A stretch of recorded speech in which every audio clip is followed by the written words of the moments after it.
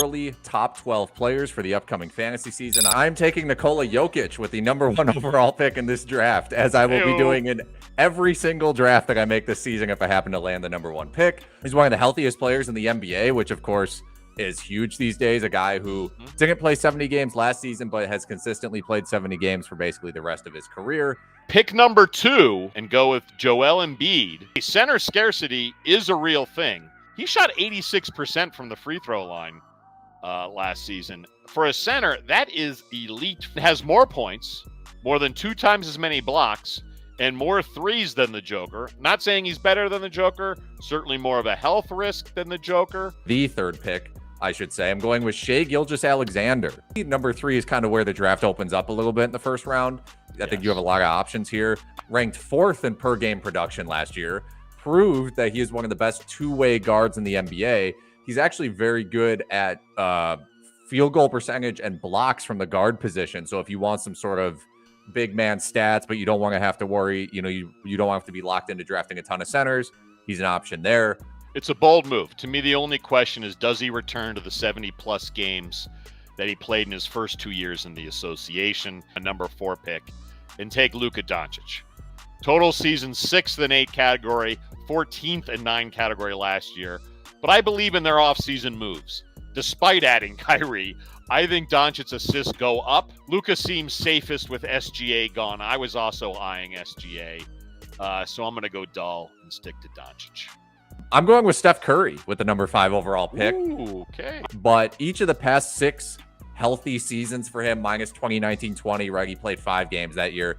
The past 6 seasons where he's played real minutes, he's top 7 in per game value each of those 6 seasons. Steph, I think, is a pretty conservative pick. You know exactly what you're getting with Steph. We've seen it for more than a decade at this point, right? 25 to 30 points per game.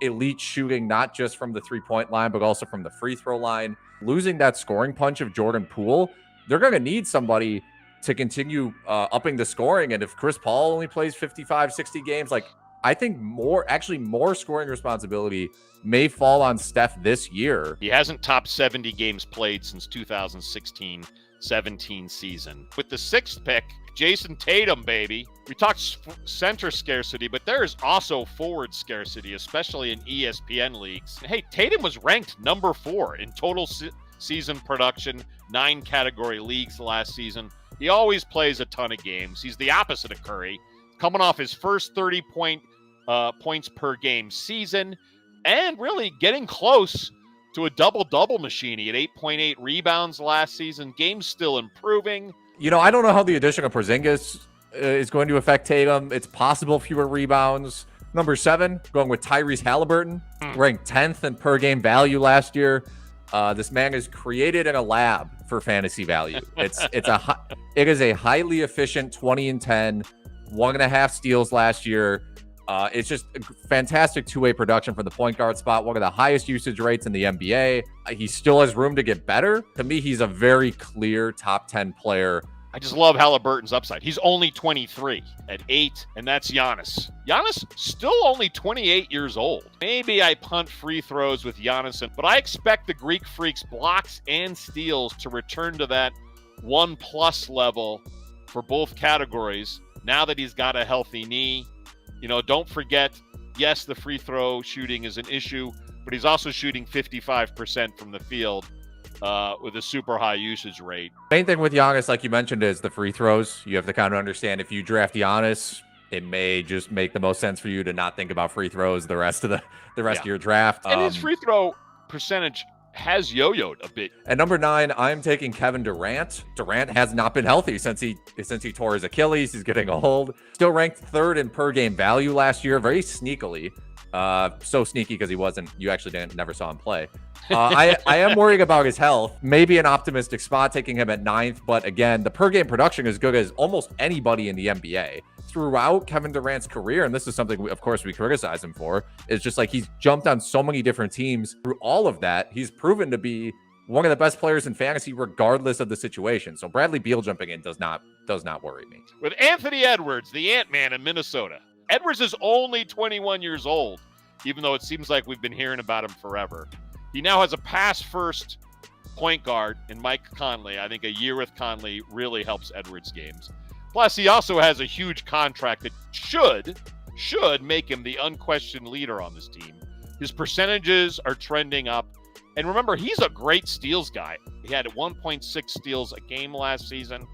I love the possibility of Edwards blossoming into the leader of this T-Wolves team.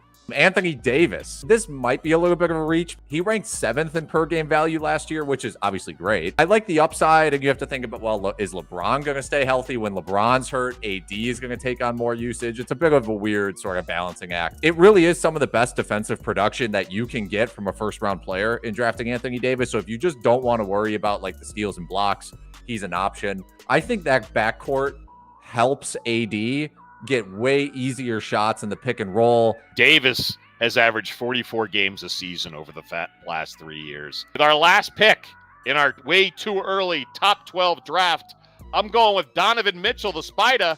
Debating Mitchell or Trey Young here.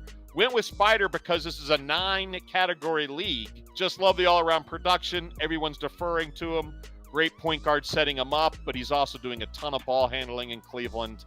Really no big roster changes there, except for hopefully getting a better 3-and-D guy at the small forward. Really safe pick. Continues to make very incremental improvements to his game, but essentially is who he has been for about 5 years now. Please trash us down below in the comments with all the mistakes Alex and I made.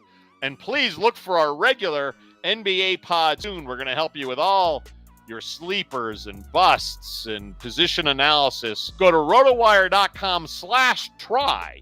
That's rotowire.com/try to see all that we offer via our free temporary subscription. Again, just go to rotowire.com/try.